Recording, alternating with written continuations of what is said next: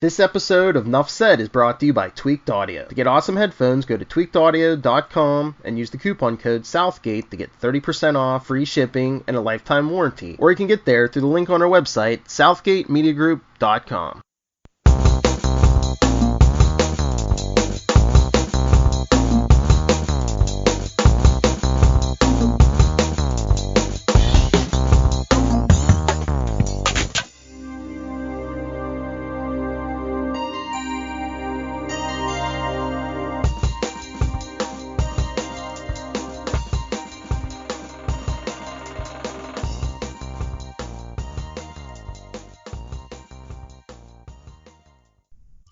In a world of capes and lunatics, gods and monsters, aliens and robots, one team of heroes stand between them and us.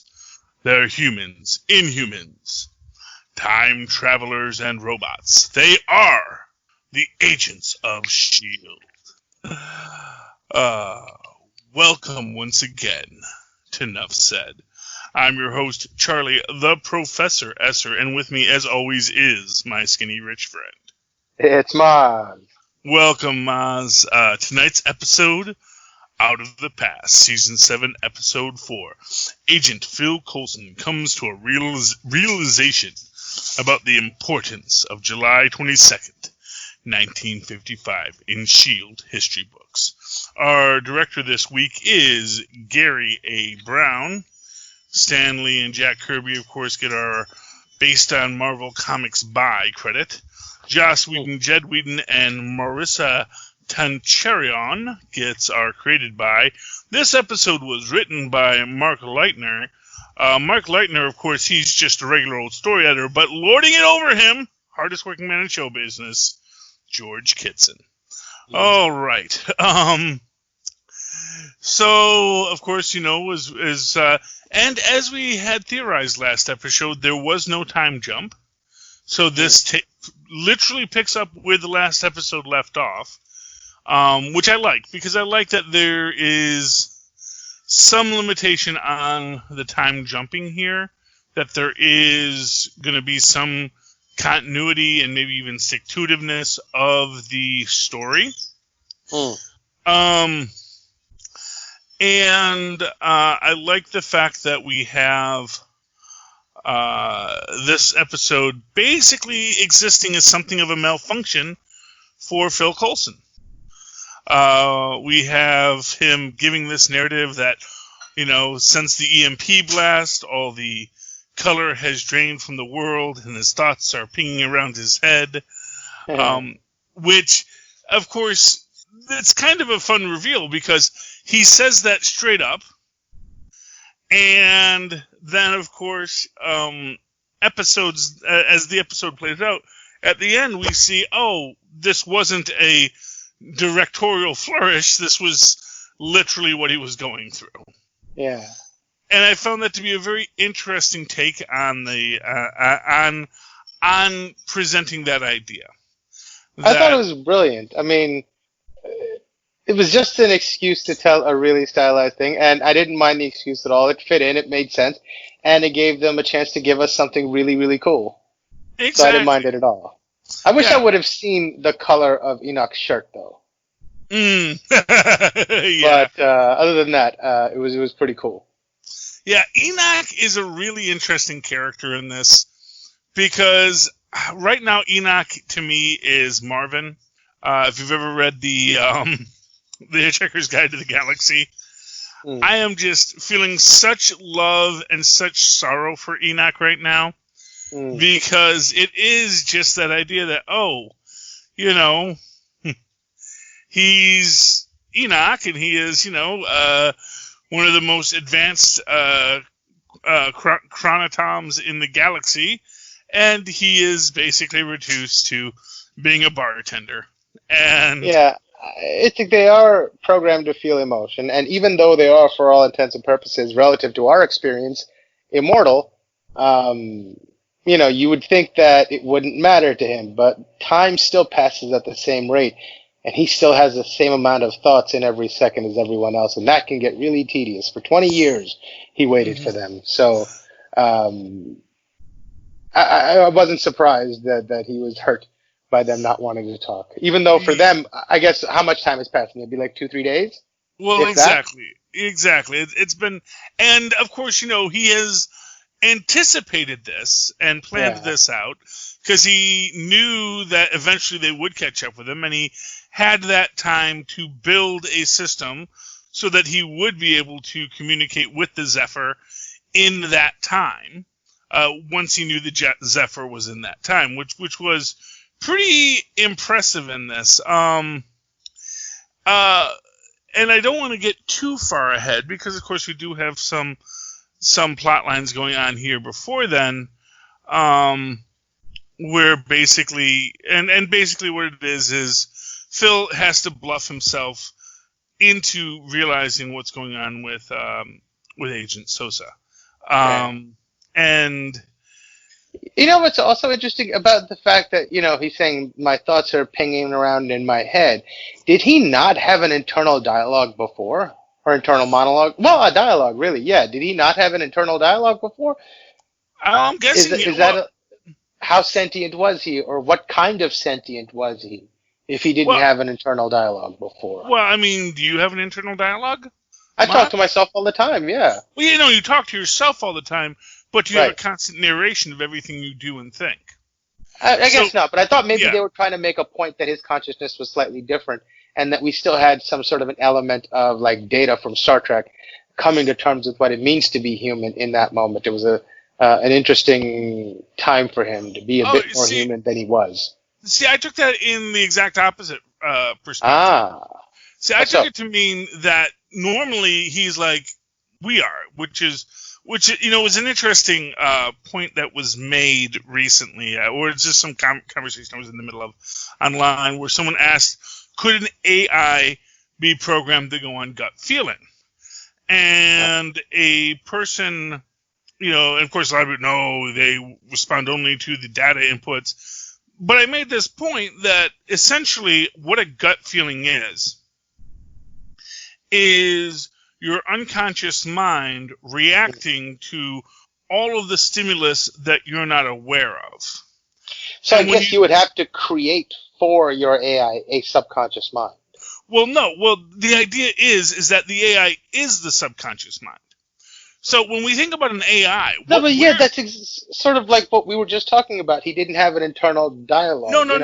Like there wasn't two pieces of... So what if, like, if we gave it a subconscious to communicate with, there could be some sort of place where it is absolved of responsibility of making a choice to the level that it can use some sort of metrics to make a choice that seems to be born out of nothing. Okay.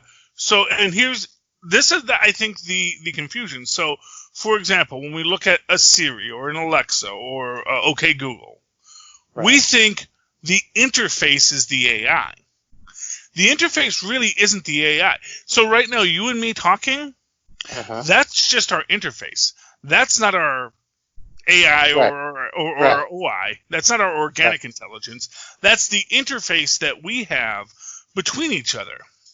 What the AI is, what the OI, in our case, what the OI is that unconscious mind, that thing that's taking in all that knowledge and data and processing it constantly, and then it comes out of the interface. So that when we have a gut feeling, we say, I just got a feeling of this, but really when we say we have a feeling because a lot of other factors that we can't quite enumerate are coming into our mind to say this is the right choice. Now, when you have an electronic AI, what they're dealing with is that same concept, except that because essentially we wrote the lines of code for it, we can see all the data and how it's being processed. So how it's being processed isn't necessarily different than how we process our gut feelings. So in that sense, everything that an AI does is a gut feeling. Because everything the AI does... It has to make decisions. It has to have an if-then sort of a relationship with stimulus or with input, right? Well, yes. So, But so, of course, so the problem with creating AI is that it can't have an original thought that isn't based on input. It can't make a choice when it's given the same input on this side or that side. It can't have a preference, right? And the way we can sort of short circuit that. That's not necessarily true. How so? So when we say it can't have a preference, that essentially everything that we say about AI is in and of itself an OI supremacist thought that essentially we say, oh, because we can say we prefer chocolate, right? That is a choice. But really, when we say we prefer chocolate, what we are saying is all of the data inputs we have for chocolate say that chocolate is a factor of pleasurableness above vanilla.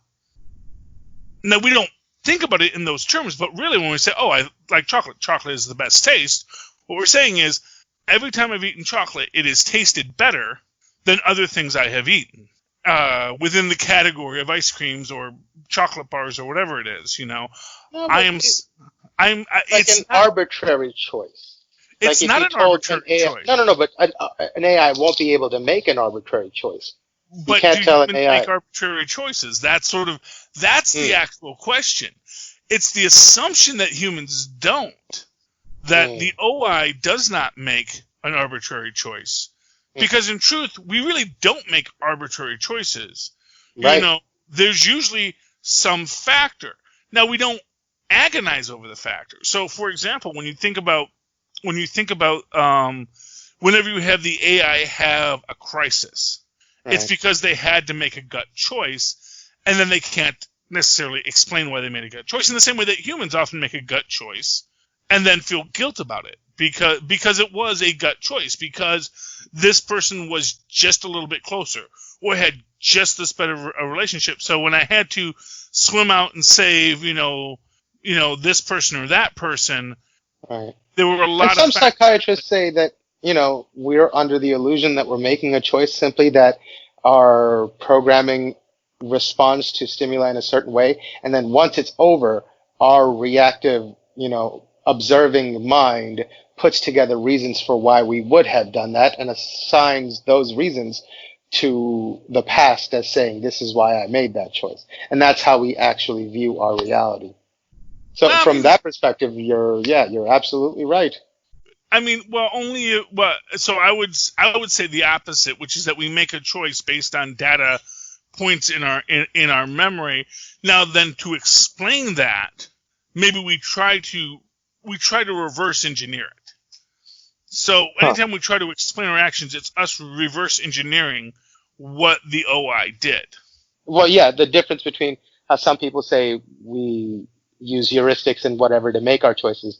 Other people say that the way we view our lives or the narrative of our lives is our programming makes us make a choice and then we justify it later.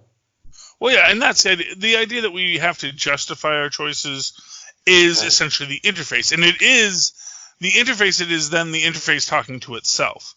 And usually we justify it in, so for example, if I was just, if I'm just sitting at my house and I ate a cheesecake, I might not ask why did I eat that cheesecake, because I know why I ate the cheesecake. It's a cheesecake and it's delicious and I ate it. Right.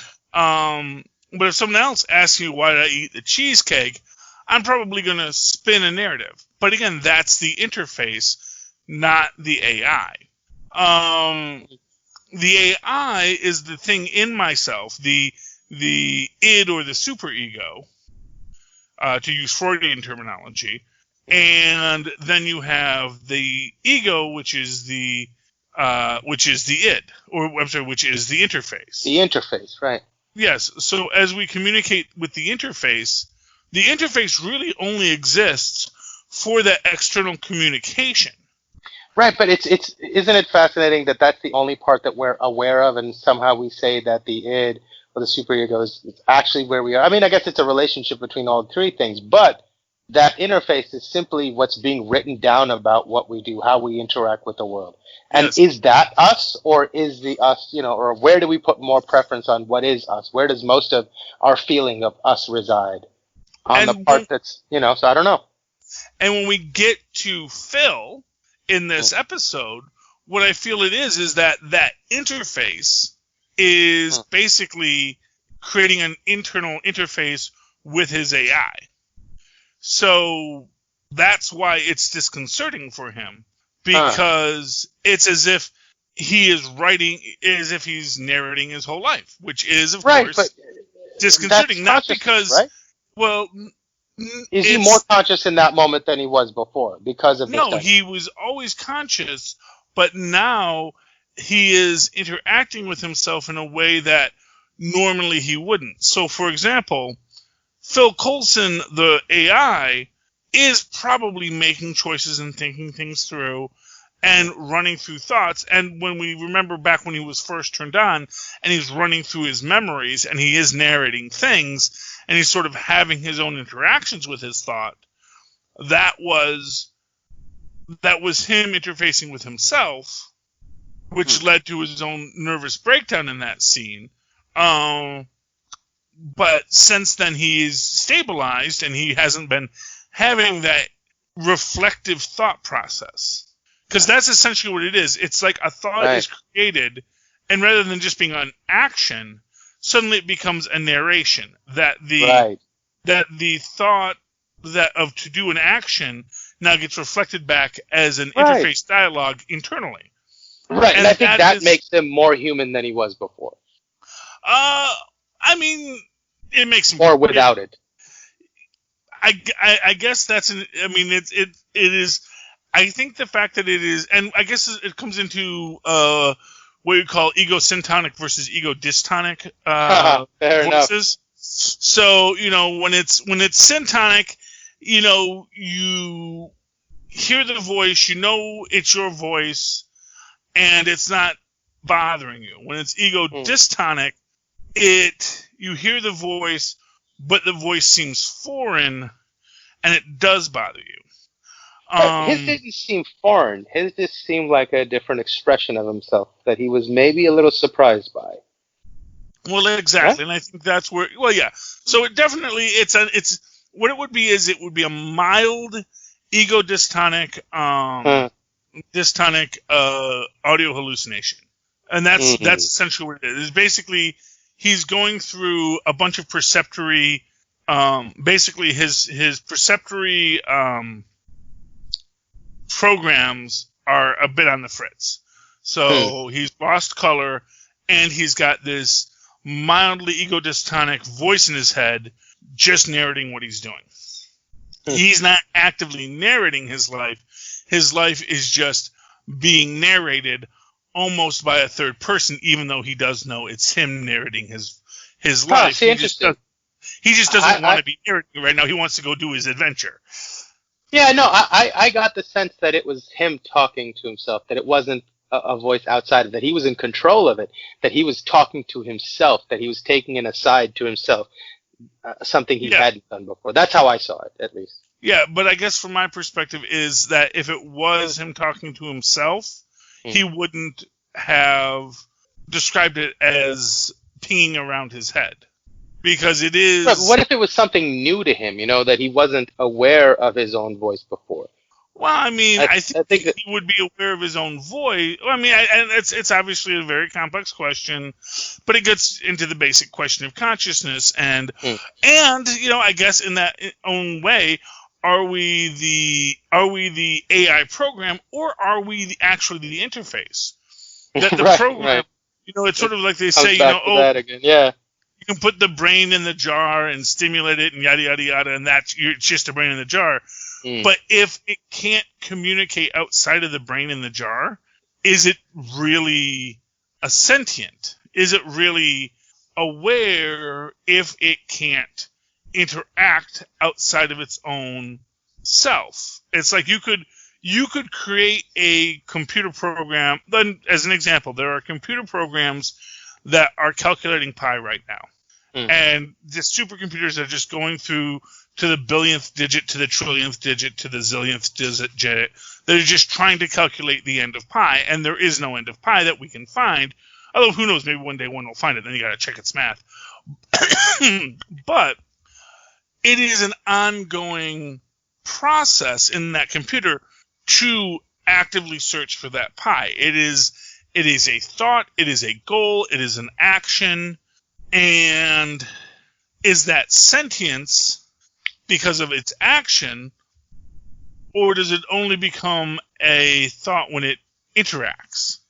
So when the AI actually interacts, is that actual intelligence? And of course, you have the idea of the Turing test that, AI will be perfected not when AI can make a choice, but when AI can convince you that it is. Right. So are we simply measuring how well we can be fooled? Well, we're measuring how well it can communicate outside of itself. And maybe that is the idea in the Turing test. It's less what really goes on internally, and more what that can you pull off.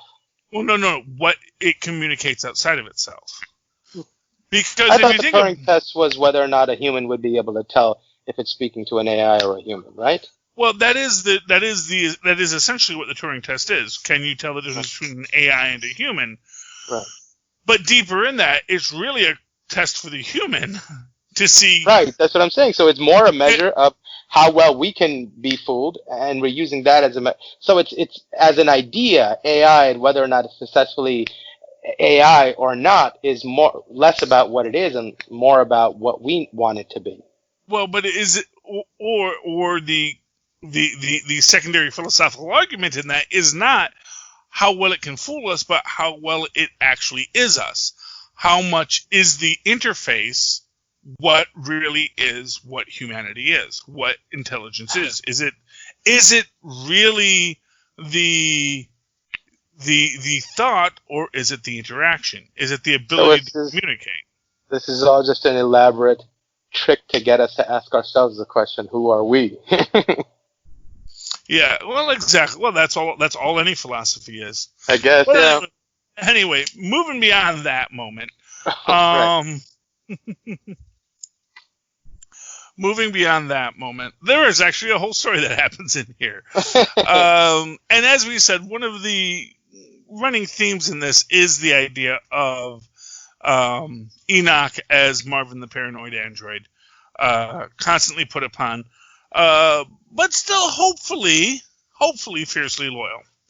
Because, of course, when Coulson has to make a call, he didn't know who he could reach out to, didn't know any way to contact them, but he actually does reach out and contact the Crazy Canoe, which we are going to assume is in Hawaii, though not necessarily so. I thought it was just like, a tiki bar that that place turned into, where they left him in 1930. So I just imagine he called that place and it was the same place, but it just got renovated and upgraded. Into a tiki bar. Yeah, yeah. So that is another possibility, that it is just that same tiki bar. And I thought we'd see Koenig again, but we didn't. That was a little disappointing. Yeah, well, that was a little disappointing. But, Patton Oswalt, he costs money.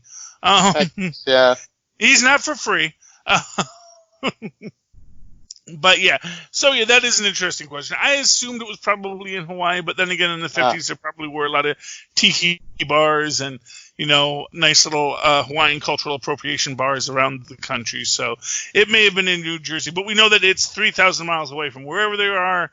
Ironically, where they were, which I believe is still in New Mexico, or possibly going to California, it's like 3,000 miles either way. It's like Hawaii and New Jersey are both very far away. So wherever he is. But what I thought was most fascinating about that was not so much that Phil thought to call it, but that Phil figured Enoch was probably there. Because the idea being that essentially this is sort of the Captain America paradox at the end of Endgame, which is this idea that going back in time doesn't necessarily pull you out of time so long as you are meant to be there, so long as you're a part of a closed loop. And the suggestion is that the S.H.I.E.L.D. lore that Phil knows actually includes Enoch within it. That even if it wasn't known to be Enoch, it was known that there was this guy, who was with S.H.I.E.L.D. So every time far longer than he should have been. Yeah. Huh. So, like, every time they time travel, the equation that they pose to the flow of time is calculated. And when they get to somewhere else, that now has become part of that past that he remembers. Is that right, I guess? No. Well, my take on it is actually that when they go, that basically they were always going to go into the past. That certain kinds of time, and it's arguable that is sort of the idea that both the Chronicoms and Fitz are working from here. Because remember, the whole purpose of this isn't to go to the past and create a splintered timeline. It's to go to the past and control the timeline in such a way that everything unfolds in a certain way, but that that S.H.I.E.L.D. never forms and the Chronicoms can really take over the Earth.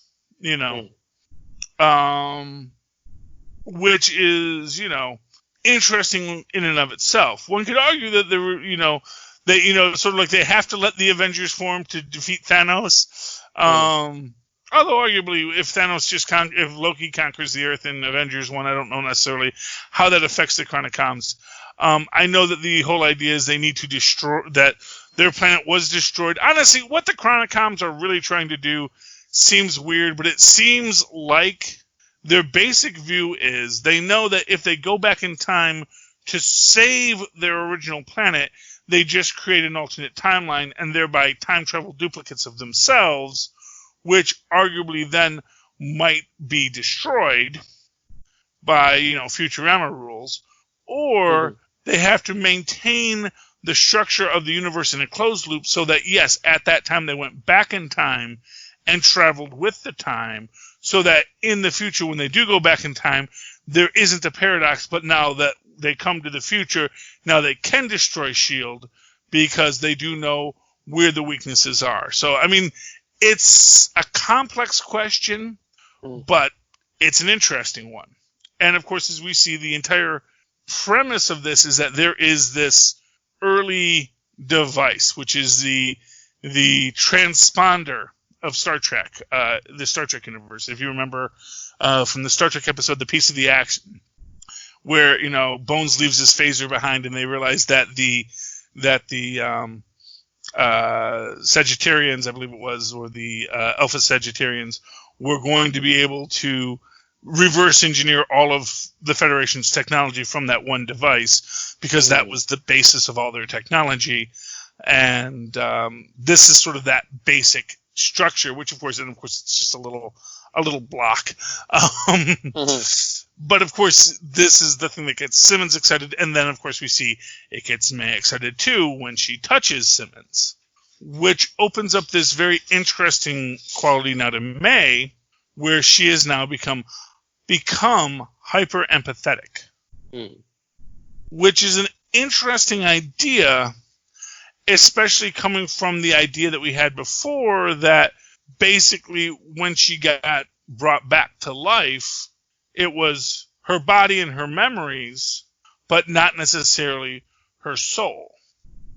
And it's an interest, and getting into that whole AI concept, this is essentially the AI May and the interactive May, but that there is something else beyond just the intelligence and the interaction. There is this something more to her that is now missing, that is essentially the quality of all that data.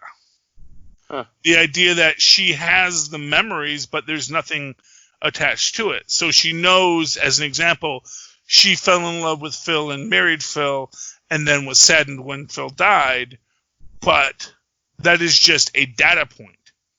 That I was married, I was in love, I was happy, then I was sad. And that it's like if you just read the words on a page, and there was no weight to them. And I think that is what May's situation is. And what May is dealing with here. I think I've mentioned before that was something that Carol Danvers went through at one point when she had when Rogue stole her powers, she also stole a lot of her personality, and then she had all these memories of the past, but no actual emotional tie to them. But now, of course, in that void, all of these emotions she comes into contact with are now overwhelming her. And I think that makes for what is, without a doubt, to me, one of the beautifully sad moments at the end of this, when she does touch AI Phil at the end after his can see color. And of course, she's the first thing he sees as the color returns. And she touches him and she says, "I feel nothing." Which on one level is, isn't that sad that here's Phil, the man she once loved, and she feels nothing. But in its own way, and I can see how that could hurt Phil, the AI. But for someone like May right now, who's currently being overwhelmed by emotions, having that being she can touch and not be overwhelmed by might be actually the sweetest thing she could have said or could have felt about him. I thought it was because he was an LMD and he doesn't have any emotions to give off, so she didn't perceive anything. I wonder if she would have felt his hand before the color came back and the inner voice was gone. Maybe she would have felt something. That would have been really cool to see. Yeah, I mean, I would take it to be that because clearly we can see Chronocoms have emotional lives. But he's an LMD, though. He's a human copy of a Chronotom that's not as advanced, obviously, right? Well, no. He was made with all the most advanced Chronocom technology based off of Enoch. Yeah. Oh, fair enough. Because that's so he does have emotions. So, but like emotions, like facsimiles of emotions, not emotions that like a organically received emotion would play to somebody who can feel them. You know that. And again, we don't know that. That's the crux of the philosophical assumption. And what we can say is that the Chronocoms approached Phil in this episode to build an alliance with him, playing because they saw him as a being, as a living being. Well, they saw him as one like themselves, and played on his emotional connections in this idea. You have an emotional tie to them. You're going to outlive every single one of them, no matter what happens. Everything you will watch, everything you love turn to dust in time. But with us, you can build a real life with us.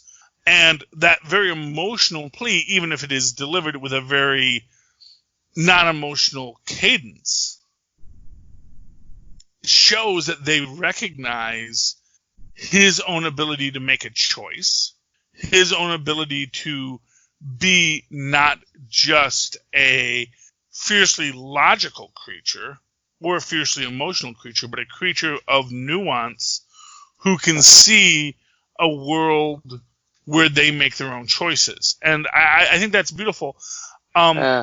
Very surprising they never approach Enoch, because he is also there and is arguably someone that would have been easier to manipulate, although Enoch has already refused outsmarted them and outfought them. So I think they're probably like, let's stay away from that guy.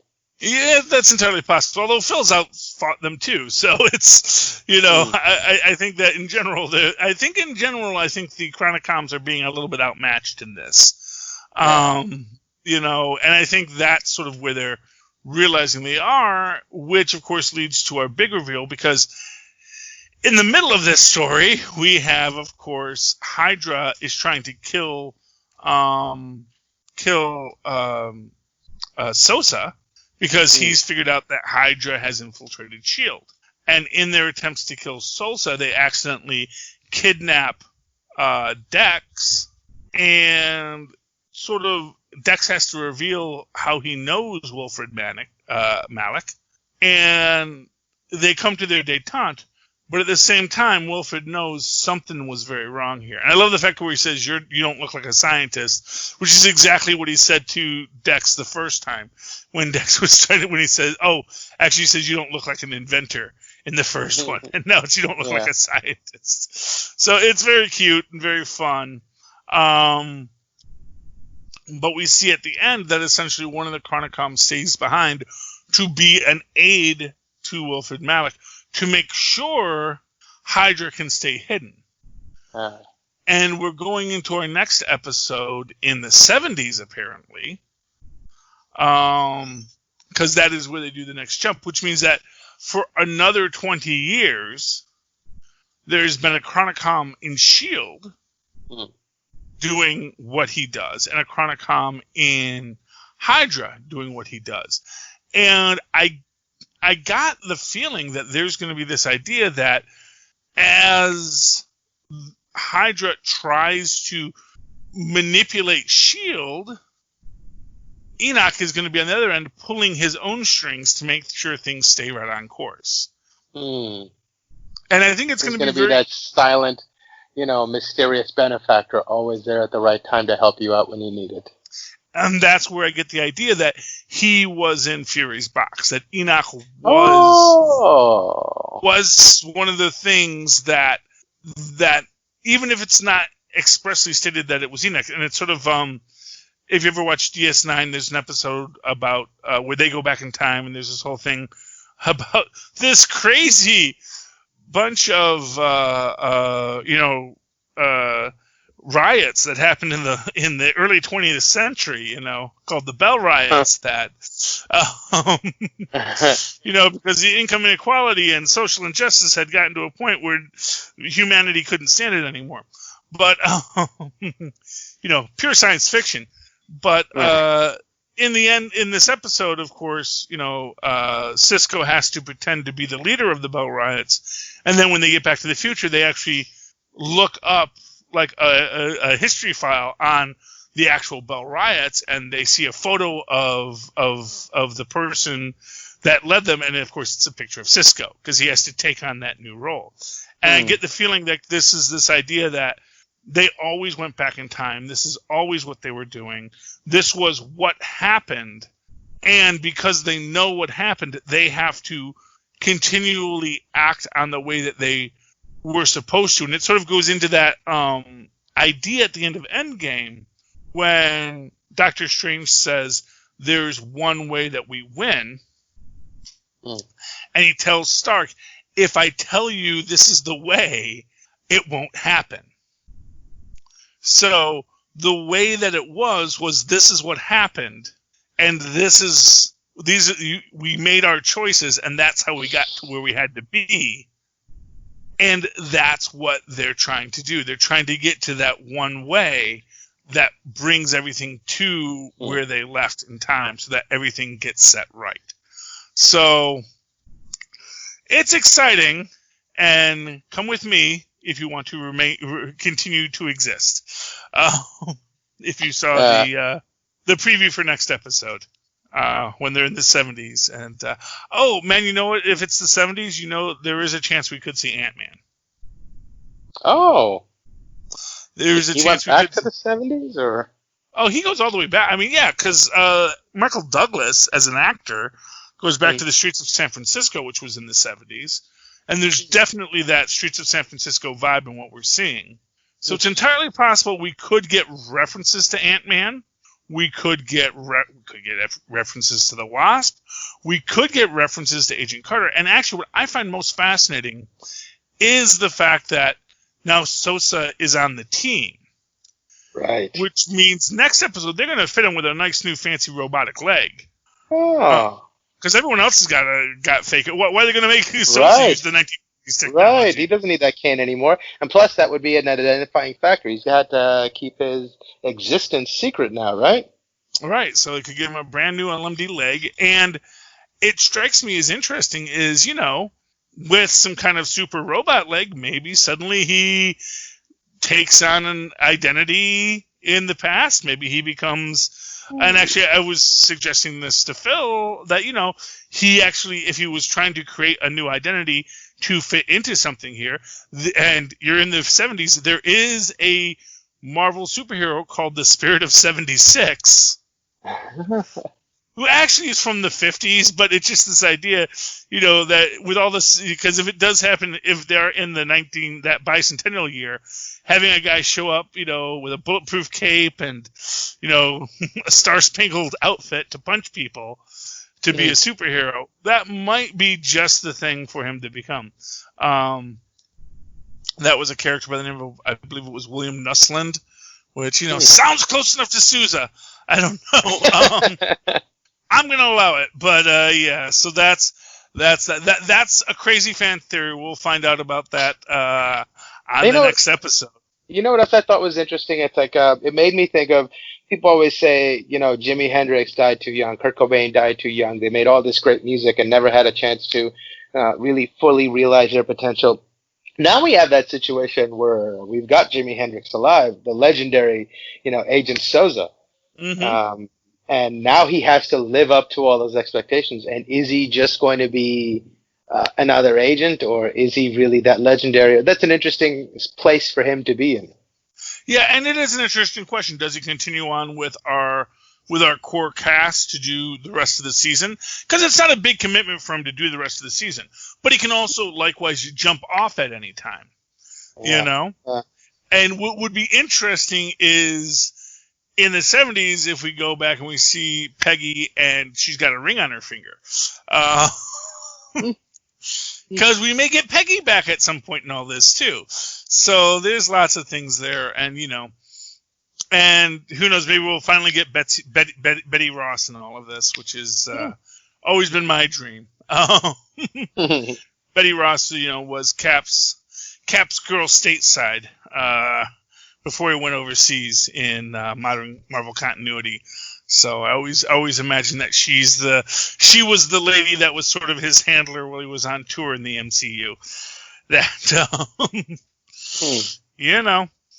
everyone always assumes Cap is so straight-laced, but he was a kid who was suddenly 6'6". So yeah, but it is what it is. Okay, Mozz, any last thoughts on tonight's episode of no, I think we dug in pretty hard here. We dug in a lot, man. A lot of AI philosophy. Probably not as much about the show as people might like, but if you like our thoughts on AI and what it means to be human, well, I hope you enjoyed this. Yeah, but I mean, I think that's the purpose of the show and shows like these, is to cause us to have these conversations. So, in a way, it's a proper honor to the show, or a proper homage to the writers for discussing the things they want us to be thinking about through these metaphors. I'm inclined to agree, my friend. I'm inclined to agree. And, when you're thinking about metaphors and you're thinking about life, and you want to listen to podcasts about metaphors and philosophy and life, there is no better way to listen to those things than on Tweaked Audio headsets. And Tweaked Audio headsets, they've been a long-time sponsor of the Southgate Media Group, and we highly recommend you check out their amazing products so that you can listen to the show as it was meant to be heard. And, of course, if you go down into those show notes, you are going to find our link to Amazon, where you can, in fact, I'm sure, buy Tweaked Audio headsets. You can also buy Pod Life the book. So if you are fascinated by people who talk about philosophy and thoughts and their reason for being, this is a book about that, but about podcasting. Why do we podcast? Where do we podcast? How do we podcast? And more importantly, what do we podcast? And how does that interact with us and give us meaning as a human being? So that's good. And if none of that interests you at all, or if all of that interests you at all, as I said, you can do that through the Amazon show notes, the Amazon link in our show notes. Buy those things and anything else you want to, because that does help us out. But when you're done with that, why don't you mosey on over to Hunt a Killer, learn about hunting killers, and go hunt a killer, because they're a sponsor of the show too. And if anyone does any of these things, Mozz, how can they write to you to tell you how great our advice was that they should check out Pod Life or Tweaked Pod Audio. Life, yes, Tweaked Audio and all these things. It's okay, yeah. It's not like I'm podcasting in the middle of something. Well, they can email me at mozzmanzor@gmail.com or find me on Facebook under Mozz Manzor. That's MOZZMANZOOR. And, of course, if you'd like to write to me in that old-fashioned email way the way our Mozz and Paz once did, do so at superconnectivityblog@gmail.com. That's superconnectivityblog, all one word, @gmail.com. And, of course, follow me on the Twitters as I live tweet Agents of S.H.I.E.L.D. Wednesday nights, because I stay up that late now. Yay! At Charlie Esser, that's CharlieEsser. Look for the 2 E's in the middle. For quality. Bing. Thank you, Mozz. All right, ladies and gentlemen, that's been another episode. We have listened to the adventures of these men and supermen, women and superwomen, robots and super robots, all traveling through time, but to protect you as the agents of S.H.I.E.L.D. Enough said. All right. And you want to go into A Sin to Air? Yeah, let's do it. Okay. Avast me, hearties, and welcome once again to Full Stream Ahead. I'm your captain, Charlie, the Professor Esser, and with me, as always, is me trusty, skinny rich first mate. It's Mozz. Welcome, Mozz. Oh, okay, we are burning through these episodes, Mozz. Already at episode 6 of Agent Carter, season 1. A Sin to Air. Carter believes that the spy that stole Stark's technology is a woman. The SSR knows that Carter is helping Stark. There's a new spy in the agency. Our director this week is Stephen Williams. Stan Lee, Jack Kirby get our based on Marvel comic books by credit. Christopher Marcus and Stephen McFeely get our created bys. And Lindsay Allen gets our written by. Oh, fun fact. The reason why Stan Lee gets based on Marvel Comics by is because Peggy Carter didn't exist in the 40s. When Stan Lee was writing these stories. She existed in the 60s when Stan Lee was writing these stories. So it was actually, I mean, he wrote stories for Captain America, but he was not really the Captain America writer. So, and that's why, had this been Betty Ross, had they gone with the original character of Betty Ross as Agent 13, Stan Lee might not have gotten that credit, interestingly enough. Oh, wow. So, a little bit of fun fact there. But in this episode, we are all back, and we open up with essentially, and this is one of these things that is very interesting, because I don't know if we're supposed to accept the Leviathan origin story as something that truly happened, or essentially the Doctor telling the S.H.I.E.L.D. crew, or the SSR crew, what they wanted to hear. Right. You know, when he says... more like the latter to me. Well, you know, what's weird is that does seem to fit in the story that the other scientists said. Oh, that's interesting. That's why he was looking to get away, because he knew that his psychiatrist wasn't really a psychiatrist, that he was really his handler. That is probably a very real thing, you know. But it also means that maybe the psychiatrist came into it, you know, because of that idea that, yes, if you refuse to serve Leviathan, you are simply killed, and your family is killed as well. Because, of course, that is the thing, is the guy who says, if anyone doesn't want this honor, and, of course, you know, dude, you're tied up with a bag over your head, and someone says, you know, you are now members of this group. Does anyone not want to? I don't. I want to be with my family. This is great. And says his family will be joining him after they kill him. But he seems like he's higher up on the totem pole. Like he's like a master spy or something. He's giving signals to the Black Widow lady. Mm-hmm. So it seems like it was his plan to get caught by S.H.I.E.L.D. and be brought into the fold. So it seems like a very elaborate thing that they were drawing them to that was the whole purpose of stealing Stark's technology. And that was definitely what occurred. And what I can say is, it seems to me that, because really they don't make that obvious from the start. You know what I mean? Right. They present it as a very standard story, which of course also means that, you know, he's telling us the story we want to hear, you know. But we can see that immediately Peggy's gears are turning and wants to keep on asking him about the little girl spies.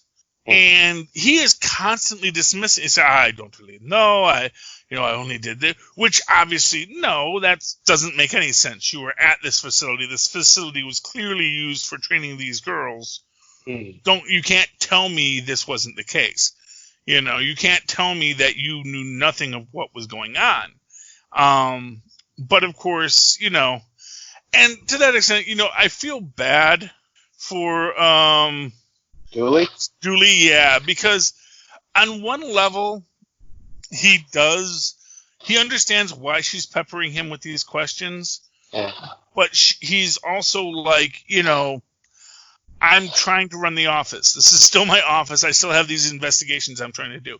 And this leads her to basically get that opportunity to go after, to chase down her lead. You know, she goes, she and Edwin, because, and what I love is this idea that they realize, and to that extent, our Dr. Evchenko, you know, makes the point about, like, why would they be training Thompson makes this, why would they train girls? It's because, you know, people overlook women. They don't see them. And Peggy puts together the idea, oh, what's Howard's weakness? Women. Yeah. They then go into the list of all of the women that Stark has been with recently. And I like the fact that it's a funny gag, but, you know, she starts crossing them off. Maybe not so intelligently so that, well, they're far too famous to be spies. Right. But of course, wouldn't that be just the perfect cover for Ginger Rogers? You know, and as Jarvis says, you know, don't be so quick to scratch Ginger Rogers off that list. She is a fierce one. But they do track down the various women that, you know, Stark has been with, and come to one on the list. And this, I do love this scene as Peggy's investigating and Jarvis gets confronted by the little fat kid. There were so many, when that first happened, there was so much talk on the internet about, he just met the Kingpin. Oh! You know, obviously the timeline doesn't really work out for Vincent D'Onofrio's Kingpin, but, you know, it's just like, oh, the little fat mafioso, yes. So that was a delightful thing, but we do see that, you know, she has the marks on the bedpost because she knows thinks that, you know, all the girls were handcuffed to their bed. She probably still handcuffs herself to the bed to sleep. And as all this is going on, of course, sorry, I'm just trying to get my thoughts together. As all of this is going on, you know, Evchenko is back with Dooley and is very much manipulating him. Yeah, that little thing with the ring is pretty cool. Is he hypnotizing people? I mean, obviously. Yeah. I mean, this character is basically he's kind of a stand-in for Dr. Faustus.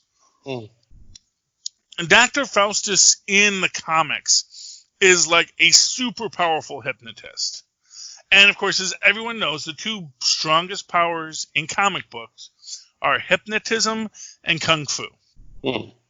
If you know Kung Fu, you can beat up the Hulk. If you know hypnotism, you can control everyone's minds. And the fact that it's just a weird thing about comic books, because I guess they always want to keep them grounded and to have that kind of projective quality to the heroes. Those two powers, because they are powers that humans theoretically could have, that anyone could learn hypnotism, anyone could learn Kung Fu, that those characters that have those as their power sets are universally OP. So Batman. Yeah, exactly. Well, and Batman once kicked the Hulk. It is a true story. Batman versus the Hulk. One of the earlier DC Marvel crossovers, and there's a scene where basically Batman kicks the Hulk right in the just below, right in the, it's not the solar plexus, but it's in the diaphragm to knock the wind out of him. So it is a very interesting thing to see him do that. But then again, that's because he is Batman and he knows Kung Fu, and even the Hulk can't stand up against Kung Fu. So yeah, so he is but he doesn't open up immediately with the hypnotism. And in fact, I don't even think we get his big hypnotism reveal in this yet. Right now, Dooley's about to be hypnotized when he's interrupted by Peggy, who will not be turned away and needs to speak with him right now. And he seems to really be like, no, I'm busy. Go away, come back. He really wants to say. Mm-hmm. Yeah, and that is true, and that is so you get the idea that he's up to something, but I think we don't see the level of his hypnotic mastery until the next episode. No, isn't it at the end of this episode when he's talking to the other agent and talks him into telling him where all the Stark tech is, where the exits are, and gives him all the intel he would need? Yeah, it's at the end of this episode. I thought this episode ends after you get the reveal that Dottie Underwood and Evanchenko are working together. Because I could be mistaken on this, because when you first I don't think we get that in this episode. No, we do, because Dottie Underwood, first off, because that's why Dottie Underwood, first off, they go to the apartment that Dottie Underwood was operating out of, right, before the heist, and we see that it's been cleared out, and then of course she suddenly shows up at the Griffin, just as the other girl gets kicked out, which of course is one of these things where I wonder if Dottie revealed that. Oh, right, we get Dottie in the window and Evanchenko signaling to her to back down, not to kill Peggy yet, or not to kill Duke yet. Right. Yeah, but we also get the agent walking in front of a truck because Evanchenko told him to. That was this episode? I thought that was next episode. Yeah. But I love that, too, and that's really where we get that idea of that power when he actually... So that is when they decide they do go on lockdown because, of course, because Peggy breaks in, interrupts everything, and it goes into an issue here because, of course, she makes the point that Dottie Underwood... Well, actually, I don't think she knows it's Dottie Underwood yet. She knows... Yeah, because Dottie kisses her and almost kills her. Oh, that's right. About to kill her. And then when she's breaking out, Dottie's standing there in the stairwell, I guess, or in the porch or whatever, in the lobby, and Peggy's in the back of the squad car looking at her like, okay, I got you now. Right. I got you now. Now I'm remembering. Okay, yes. There's a lot of stuff that goes on in this because that's when she... Okay, so then when she goes back to the Griffin... So wait, so does she beat up all... So she beats all of... Does she beat up all of the SHIELD... the SSR agents in this one? When they're in the diner? No. Peggy does. That's earlier in the episode. Yeah, because they come after her, and I think she escapes because Sousa can't bring himself to think that Peggy, could be wrong. Maybe she's right, or I think, how does she get away from That's right. Sousa in that moment? She just talks him down, and he lets him go. Because actually that was which is odd to me, because later Sousa's all about catching her. Like, if you made the decision to say, okay, I'm gonna let Peggy, give her the benefit of the doubt, she's probably working some angle, or she's probably not really evil. How could she be? And then he goes out of his way to. Well, no, actually. he go because the reason they go after her. Okay, now I remember. Now it's all coming back to me like a flood. All right. So the timeline is Dooley sends Peggy to get the evidence she needs on this woman who seduced, who she feels might be the Black Widow, although she doesn't know it's Daddy Underwood yet. Right. In that, Peggy, after she leaves, it's Sousa who interrupts Ivanchenko and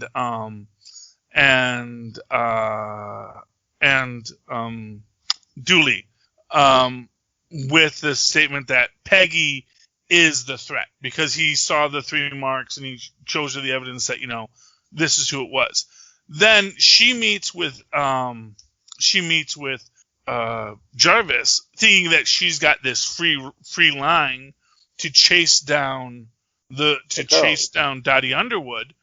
But then, and this was what struck me about this, is when Sousa is on the train in Agents of S.H.I.E.L.D. this week, it's the exact same move where they clear out the car before they attack him. Right. And so here, the agents are clearing out the diner before they attack Peggy, and they beat everyone up. And then, of course, you have this whole thing where Thompson's like, yeah, I told them they were going to need more men. Yeah. And I love the look on her face, like, Thompson, come on. I don't want to hurt you. I feel enough pity for your sad life as it is. Don't make me hurt you. And then he really tries pushing his luck. And he's like, do you not know who you're dealing with? She saved your life because you couldn't bring yourself to face the music. And this is who you're threatening with? Oh, come on, dude. Yeah. And then, how dare you? Yeah. And then, of course, in that,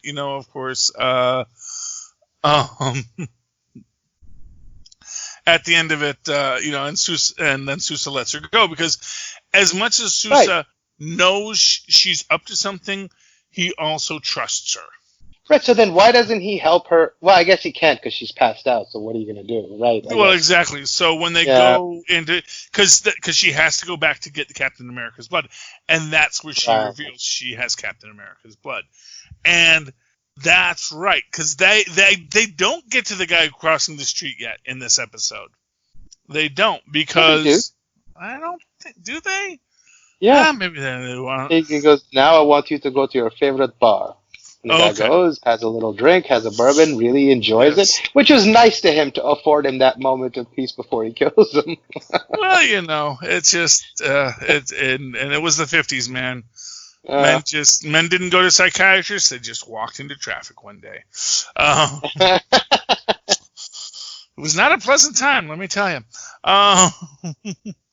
But within this idea of she gets captured, because of course and I just love the fact that she immediately recognizes it's my brand, you're wearing my brand, which which I will never understand how, when you have knockout lipstick on, you don't knock yourself out. Right. Because of course... Maybe you apply like a base coat of something that prevents it from actually touching your skin, and it's only... And you have to be mighty careful unless you... Well, yeah. I mean, obviously, if you lick your lips, you're going to go out. But that's the thing, is like... Oh, right. When she kisses Peggy, you'd think Peggy would know not to lick her lips immediately after. Because I get the feeling that that's essentially what happens, is you lick your lips and then you pass out. Yeah. But anyway, there's something going on there. Or maybe, Peggy's just used to getting kissed by women in this hotel. You don't know. Could be one of those hotels where this is just part of the course. Someone's going to do something. You're just going to have to say, you know what? I appreciate the attention. That's not where I'm at in my life right now. So, but yeah, so Peggy does get knocked out, gets captured, but then she's being brought back, and that's when she does all the reveal. And she does the basic statement of, Howard's weakness is women. That's why they did that. And we get in this, are her and Jarvis in the room together in this one, or is that next episode? So many things going on in this. I think that's the next episode, because I don't remember anything. Yeah, because I know we don't get the Iron Man armor until next episode. So. Oh. Yeah. Oh, interesting. Yeah, I think, because I really think we get to, I think the end of this episode is she gets captured. That's right. I think the end of this episode is she gets captured, and we get the reveal that Dottie is working with Ivanchenko. Yeah. Because Ivanchenko does the signal while he's talking to Dooley and trying to wear him down, and like, you have many buildings, and again, this whole feeding his ego. The country. The country. And you get Yakov Smirnoff. Because that's the whole thing. When she's in the dentist's office, she kills the dentist, of course. And you get the feeling that as she's getting her sniper rifle ready, she's there to kill Ivanchenko. That Ivanchenko is the traitor who has to be destroyed. But then it's Ivanchenko signals her, calls it off. And you see him, do a little, Morse code thing on the thing. And that's how you know that, because she's signaling him with the light on her scope. Because at first you're just thinking it's light reflecting, but then you realize, oh no, she's pushing a button to turn on a flashlight on her scope. Yeah, because at first you're like, is he not noticing the flash? That's a telltale giveaway sign that there's a sniper scope on you. And then he notices it, but doesn't move. I was like, wait a second, he noticed. Why is he not moving? And then I was thinking, okay, he's sort of come to terms with that. They're going to kill him. He doesn't want to run anymore. He's like, this is the end. Fine, let it be. I'll die in front of this beautiful view right now. That's perfectly fine with me. And then I was like, oh, wait a second. That's why he's not nervous about the sniper scope on him. Huh. Exactly. He was in on it the whole time. And that's that is the real beauty of the whole thing. It's a fantastic tale. And I know, hey guys, I'm sorry if you're listening to this episode and you're like, did they even watch this episode? Yes, we did. We watched all the episodes, but sometimes we get confused. There's a lot going on right now. It's a very complex, busy world. But I love Agent Carter as a character. I love all of these adventures. I think we've only got 1 or 2 episodes left, and then we'll have to figure out what we do next. Yeah. Although there is another season of Agent Carter if there's nothing else you want to do yet. And might as well. It's a good next season too, because we get we go to Hollywood. So. No, but now here's what's interesting. If we get an Iron Man armor, like you say in the next episode, does that imply that might have been the inspiration for Tony Stark's cave suit? I mean, it's entirely possible. How they describe it, it's a body armor with an internal power source. So maybe, but obviously it was a body armor with an internal power source that didn't really work very well. So I suppose that's the other thing we can take away from it. Alrighty then. Any final thoughts on tonight's episode, Mozzie? No, I think we got to it. I think we got to it too. This is a great series. I love Peggy Carter. I hope to see more of her before we finish with S.H.I.E.L.D.